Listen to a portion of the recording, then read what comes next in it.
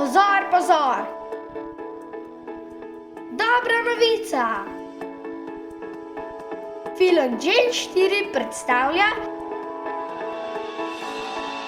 besedo življenja. Besedo, ki objema ves svet.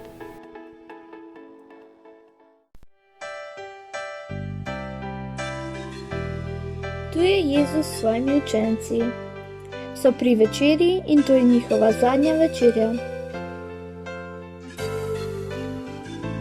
Jezus ve, da bodo malo časa skupaj, zato jim želi povedati neko skrivnost. Kakšen je način življenja v nebesih, kamor bo odšel? Jezus začne učencem umivati noge in jih brisati. To je bilo delo, ki so ga opravljali služabniki in sužnji, ne drugi ljudje. S tem dejanjem Jezus razloži, da imamo radi druge takrat, kadar jim služimo.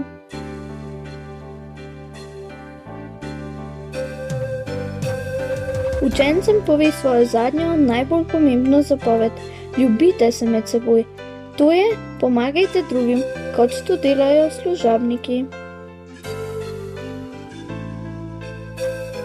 Jezus v Janezovem evangeliju pravi: novo zapoved vam dam, da se ljubite med seboj.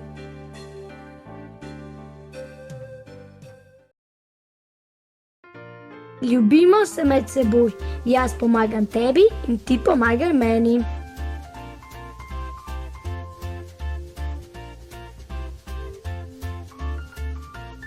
Poslušajmo, kaj nam je povedal Pablo iz Mehike. Nekega dne mame ni bilo doma in starejši brat mi je pripravil hrano. Po večerji sem videl, da je utrujen in da želi počivati, vendar je bila miza polna umazane posode.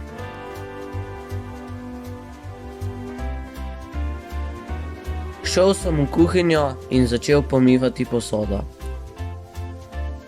Vesel sem bil, da sem to storil za Jezusa in da sem ljubil svojega brata.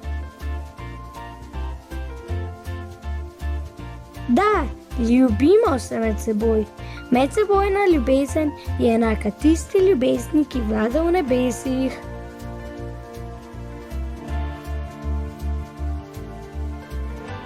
Adijo, Gen 4. Predvsem Gen 4 in družinam, ki živijo na območjih, kjer je zdaj vojna. Zapomnimo si, da dejanja ljubezni prinesejo mir in nas osrečujejo.